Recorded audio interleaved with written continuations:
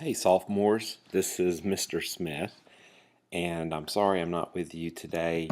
I've been sick and going to the doctor on Friday. So, Mr. Rich helped me with this. I'm going to try to do a recording with the keynote, and you can follow along, look at your outline, and jot some things down as we go through the material. If you miss something or something's confusing, don't worry about it. We can talk on Monday and try to figure things out. Okay, so, and one more thing. If you hear a train in the background, I live out in Pelham near some train tracks, and it can get kind of loud as it rolls by the house. So, just wanted to put that out there. Okay. So if you remember, we started the unit talking about Western culture and Western civilization because we find our origins in that culture in ancient Greece. And in going through the material, we defined culture and civilization, and we looked at those as two separate but related entities. And then we talked about the nature of Western culture and Western civilization. And I gave you guys several characteristics of Western culture, some of which I think are definitely, debatable, but some that definitely find themselves in the origins of the Greek civilization. So we will spend some time tracing these ideas that we inherited from the ancient Greeks through our study of the Greeks and the Romans to look at who we are today and why we are today. Western civilization, remember, had two distinct influences: classical and Christian civilization and culture. And that, to put it a different way, Judeo-Christian morality was moving right alongside and sometimes in tension with secular humanism. Okay, the next slide that you need to note is this one. The two civilizations of ancient Greece are the Minoans and the Mycenaeans. The Minoan civilization was a Greek civilization arising in Crete. It was named after the mythical king Minos. And the Mycenaean civilization, which is the Greek civilization arising in the Peloponnese or southern Greece in the city of Mycenae. Okay? And I'm going to show you a map now, so you may want to grab your map, the one that has the close-up of Greece, and I'm going to, well, you may also get the other one too, the two maps out, and I'm just going to run through some locations I want you to be familiar with. I don't think I know how to move the cursor and point to things on the slide as I do audio. I'll have to figure that out, but if, like I said, if there's anything confusing, we can go over it Monday, okay? So on the map, as we look at the Minoans and the Mycenaeans, okay, you'll see the first place to note is Cyclades, which is an area, that circle, which includes all the islands in the southern Aegean Sea, circling and going around the sacred island of Delos. Okay, so Delos, Delos, is marked with a star there, but the circled area, all of those islands around Delos, are called Cyclades. Okay, another area I want you to be familiar with, and we've talked about before, is Asia Minor. Okay, and then you have Crete, the island of Crete, down at the very bottom of the map. Okay, so I hope everybody's able to follow along and write these on your maps. Okay, and then the next one is the Peloponnese, which is it's like non-continental Greece. It's the area that's circled there with Peloponnese in the center, and then we're going to look at Hellas, which encompasses the Peloponnese, and so that includes continental Greece, non-continental Greece, that area. So ancient Greece, if you look at the keynote slide right now, is really focused on these areas, these islands, both continental and non-continental. Okay, now we're going to kind of do a little caveat here and talk a bit about when you're looking at ancient civilizations, like we've kind of talked about all year. You know, it's difficult to do so. We're not left with a lot of information. And so how do we know about the Minoans and the Mycenaeans? Just like with the Mesopotamians and the Egyptians, it's really dependent on archaeological study and the study of languages. Okay, so basically, ancient history requires two things, and I think this is mentioned on your outline: the study of linguistics, linguistics, linguistics, and archaeology. That's basically the study of languages and how languages form and change and relate to one another, and then also the artifacts that are left behind by a civilization. So we're going to be learning a little bit about both today and how the study of those two things help us to understand the ancient Greeks better.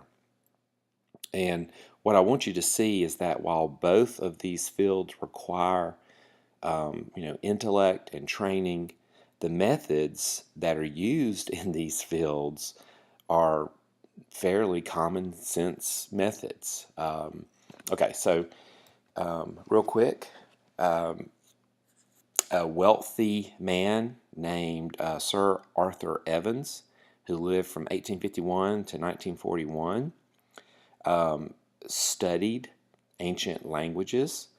He went to the island of Crete during his lifetime. He had received some amulets, which he was told were from Crete. So he wanted to go there. He was intrigued by them, and some of the unusual outcroppings arranged to purchase the land where most of them had been found. He wanted to investigate those.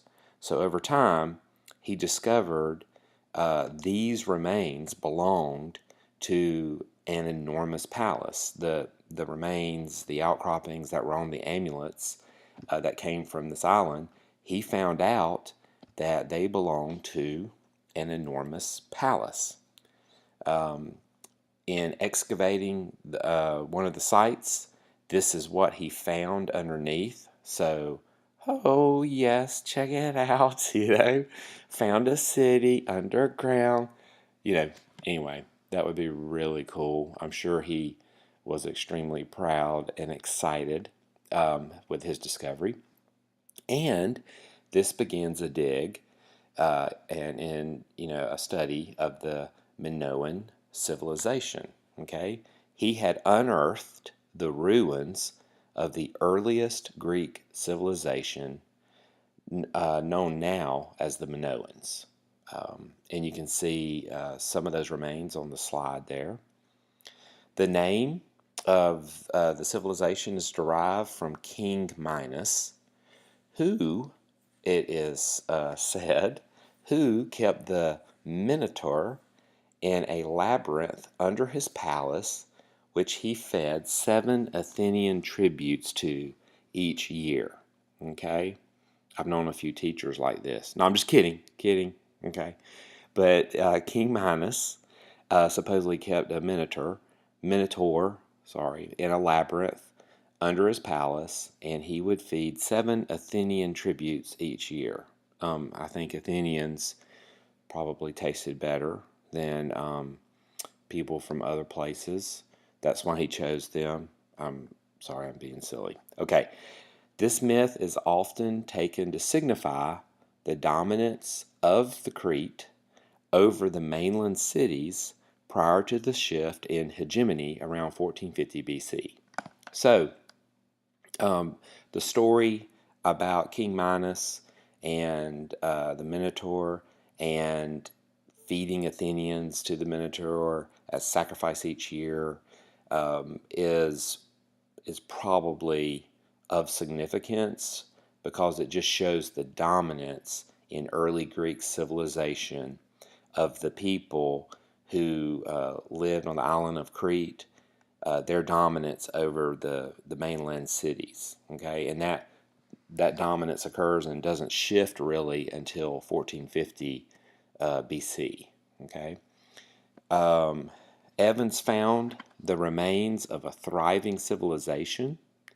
We call the period in which the Minoans thrived the palatial period, and you can check out the illustration here on this slide. They've kind of filled in the gaps of the remains and studied what they thought or what they think it may have looked like. And the palatial period lasted from 2000 to 1450 BC, and it's incredible considering where we are in human history and the civilization you see there. Remember, civilization has some primary and secondary characteristics. One of the primary characteristics is urban settlements, and this is quite extraordinary. The palace complex that Evans discovered was at Knossos, Knossos, and the Minoans had in their heyday at Knossos with during the palatial period enjoyed a variety of sports. They had a thriving international economy with trade and really a flourishing culture. One way they know that, and back to what we said about how Sir Arthur Evans studied history, is they would study the artwork, the artifacts that are left behind. So here you see a fresco, a wall painting that's done while the plaster is wet, so the image becomes part of the wall rather than just resting on the surface. And here you see that this fresco, or some of these frescoes, reveal a prosperous society that's based on a thriving maritime economy. Okay, so you see on the left side of the slide boxing, and then in the lower right hand corner you see images of the fish, look like dolphin maybe, and their identity being rooted in the sea and traveling the seas and trading with other islands and things like that. And then above the image from the sea, you see women wearing luxurious items. So you can learn a lot by just studying the artwork of a people. Okay. Among the other sports practiced by the Minoans was the legendary bull jumping event. So I know that one of the classes saw Kobe Bryant jump over a car, which, come on now, Kobe was, but so here we have like early Kobe's, right, jumping bulls. And the frescoes depict people vaulting themselves off the backs of horned bulls. I don't recommend this to pass the time. Scholars once asked an American rodeo cowboy, like, how could this be done? And the cowboy responded by saying, it ain't possible. Okay? But, check this out, little did he know the practice was alive and well in a far-off country called Spain. Okay? So, gotta check this out, y'all. Little bull jumping on a Friday. Oh yes, so nasty. Look at that. Yeah, he's ready to get out. Here we go. Oh my word, backwards. How about it? Even got a band.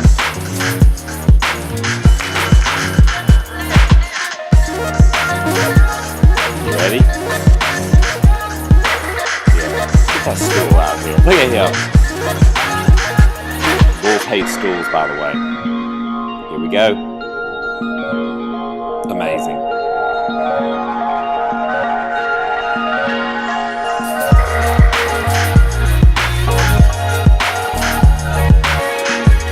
Look at that.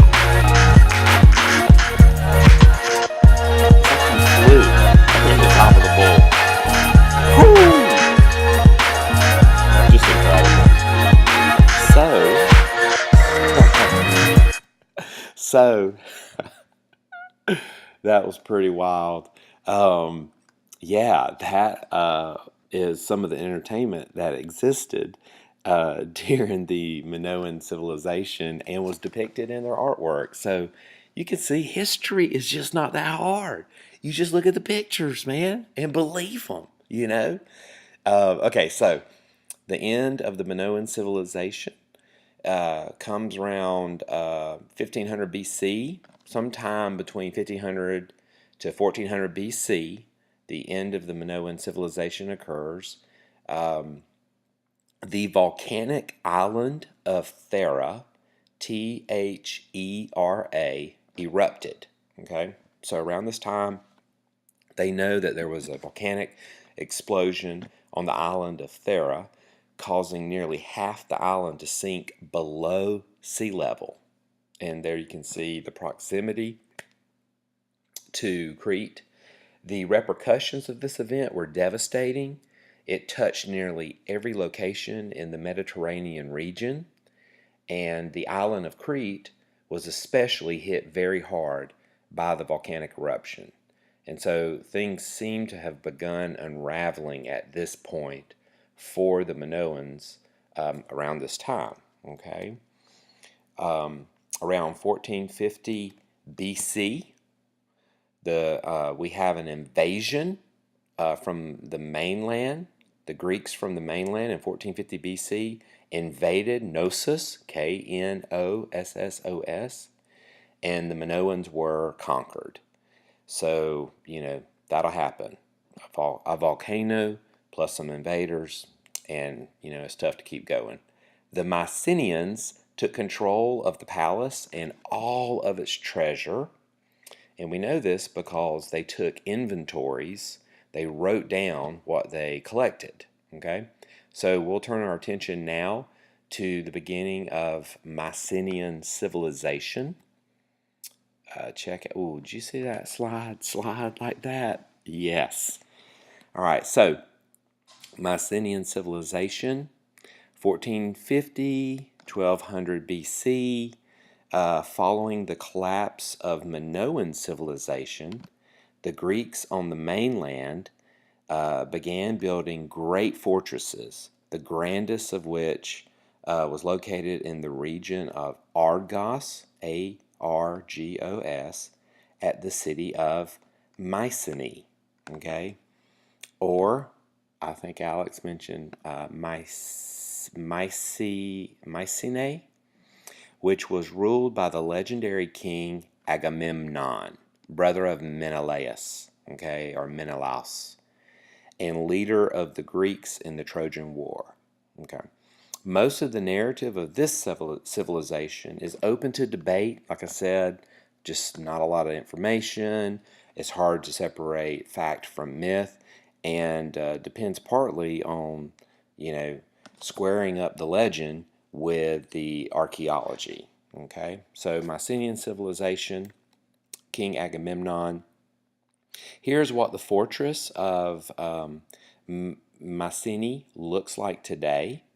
The upper right is a burial mask, and it was, I think, erroneously tagged as the mask of Agamemnon by the historian Heinrich Schliemann, but they discovered later it didn't belong to Agamemnon.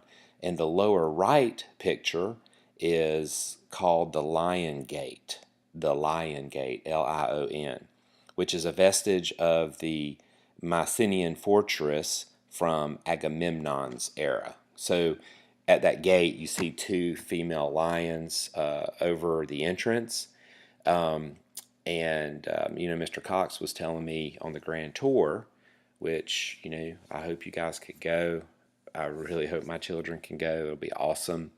But he said this is one of the least respected sites, as in it's not taken care of.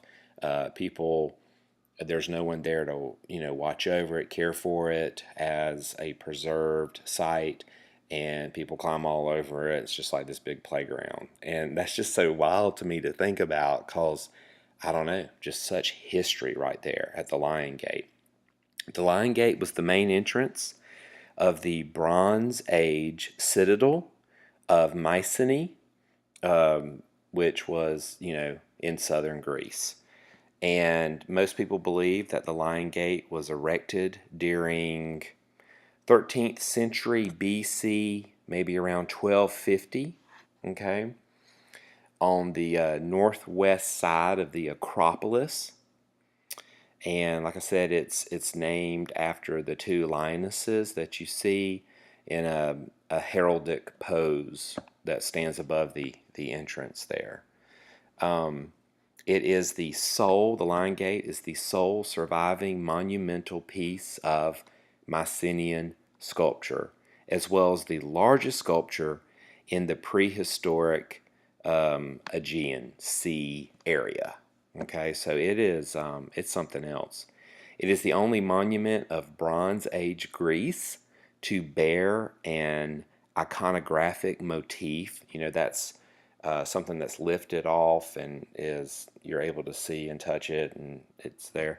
That survived without being buried underground, in the only relief image which was described in the literature of classical antiquity. So they were able to match up the literature with the actual structure, and modern archaeology was able to confirm history.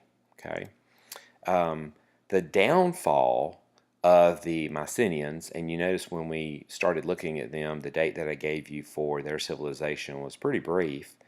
The downfall of the Mycenaeans may have been partly due to a prolonged conflict with a prominent city in modern-day Turkey called Hisarlik. And I believe this is on the outline. Hissarlik, or ancient Troy, Ilion. Okay, so we're talking about the Mycenaeans in a prolonged conflict with a city in modern-day Turkey, which is basically Troy. All right, and yes, I'm referencing now the Iliad, right? Excavations have revealed layer upon layer of fallen cities. So do you see the layer upon layer? Those are not pizzas, right? I'm sorry. But they are sites that have been excavated that are under each other. The city would be razed and to the ground, and then rebuilt and prominent, and then fight wars, and then be razed to the ground, then rebuilt, and on and on. Okay. The seventh layer, Troy 7, is the one that is hypothesized to be the Troy of Homer's epics. Okay, and there it is. So around 1200 BC, that's the one that they believe to be the one that Homer talks about. Okay. Also, the shortly after arriving home from like a decade-long Trojan War, they believe that the Achaean city-states, and that's another term for the Greeks, basically, Achaean, Achaean, the Achaean city-states, found themselves, they're back home, they're veterans, they're tired, they've been fighting. You have sons who were raised without fathers and daughters raised without their fathers. Their civilization had lost a lot of young men to battle, but then on the heels of that, the end of that war and coming home, right? The Mycenaeans are attacked, invaded by really a bunch of hick tribesmen called the Dorians, Dorians. And I say hick tribesmen, affectionately, just in a funny way. And and the reason why I said that is because they're pretty sure that they're a lot like the Gutians that we spoke of, not very stable in their understanding of government. They had no use for language or writing. They just wanted to, crush things, take things, steal things, ride, fight, that kind of stuff. Still, the Dorians were able to get the upper hand because they caught a civilization that was reeling a bit. Where they came from and how they rose to power, that's largely debated too. Historians believe that the Spartans are normally considered to be descendants of the Dorians. So you could say, technically, the Mountain Brook dance team is named after the Dorians. You know what I'm saying? Okay. I don't even know what I'm saying, but hey, it was a good one, right? So here we go. Bronze Age collapse, 1177 BC, as the Mycenaeans fall. All right. And this begins the Greek Dark Ages, around 1200 to 800 BC. Okay. Oh, got the beat. Okay. Let me go back to that, and I won't hit the music this time. Okay, so 1177 BC, the Bronze Age collapse, which begins roughly the Greek Dark Ages, which lasts from 1200 to 800 BC.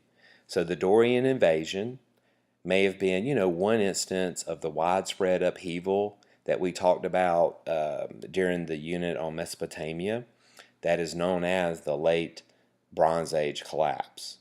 And so there was this transition then in ancient history in areas like the Near East, Asia Minor, the Aegean region, Aegean, North Africa, the Caucasus, Caucasus, the Balkans, and the Eastern Mediterranean. Okay, from the late Bronze Age to the early Iron Age. Historians believe this transition was violent, sudden, and culturally disruptive. And so I think if you remember when we looked at Mesopotamia, providentially it looks like the ancient civilizations all over the place kind of cleared away. We're going through a lot of upheaval, and this clears the space for the Israelites to travel and migrate. And so anyway, just a really interesting God coincidence, right? Okay. So we have a shift here from the palace economy of the Aegean region, where you would have royal families and these city-states doing trade on the seas. So the Aegean region and Anatolia that characterized the late Bronze Age had a palace economy. Well, that disintegrates basically. And we go back to, there's like a cultural regression to small, isolated village cultures of the Greek Dark Ages. Nice.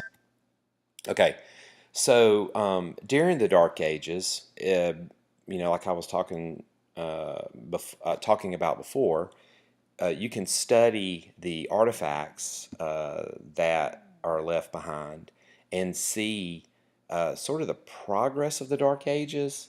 Um, and there is a stark degradation of art and culture during the 12th century BC, during this collapse. Okay, so for example, in the slide that you see before you, the impressive designs of Mycenaean pottery styles on the left, okay, give way to real simple geometric designs of the Dark Ages. That's called the geometric period of the Dark Ages, and you see that in the upper right. Well, eventually, the geometric period style grows more sophisticated as the Dark Ages come to an end. Hence, you see the patterns on the pottery on the the right hand side bottom of the slide. And so historians will even study, artifacts like this, look at the changes over time, compare them to one another. And of course, you don't want just one sample, right? But you would look at multiple pieces of pottery to establish a pattern and to see what changes occurred, okay? So the Dark Ages were definitely not only a hard time economically, but it was culturally regressive. Civilization fell back. But the Greeks began climbing out of the hole a little bit, okay? Like I said, around 700s, 800s, the Dark Ages come to an end. And one signal for this end of the Dark Ages is the birth of written epic poetry, all right? And so, if you think about it, men who live from mill to mill and have to fight for their lives and don't really have, the comforts of civilization, those men and women don't hire poets. They don't read poetry, listen to poetry. So, obviously, towards the end of the Dark Ages, the existence of Homer and epic poetry is a sign that there was some stability beginning to grow in Greek civilization again. Okay, it becomes a time of really abundance and plenty. The wealthiest classes, who were usually the soldiers, had free time to enjoy entertainment. And man, did Homer know how to make them happy, right? So that's the end of the slides. I'm going to try to pause this right now and then come back and talk through a few key things on the outline. So sophomores, listen, there's only one thing worse than being sick, and that's missing you guys, because y'all are the best. Anyway, thank you for suffering through that. I'm sorry if it was a little scattered. And like I said, I will help you with anything when I come back on Monday. And let's see if there's more to say real quick. Okay, I think I'm back now and picking up the recording right here at the end. And just a few things to say. On the outline, Roman numeral 2, you'll see information for your maps, okay? And I just wanted to point out that, you should relate the location of Crete to the Minoans, the area that was circled for the Peloponnese to the Mycenaeans. I showed you the group of islands that is known as the Cyclades, and then there is Hellas, which includes non-continental and continental Greece. And then if you can locate like the Black Sea, Aegean Sea, Caspian Sea, Adriatic Sea, and the Mediterranean Sea, those seas will be good features. Like I said, I don't know how to point on a slide right now, or I would just point all this out to you. But if you'll just look at any standard map, you'll be able to find the Black Sea, Aegean Sea, Adriatic Sea, Mediterranean Sea, and the Caspian Sea. And those will be good anchors for you to find the rest of the items that are mentioned here, like Asia Minor, the Balkans. The Balkans, I put a note on your outline, is actually encompassed by the Black Sea, Aegean Sea, and Adriatic Sea.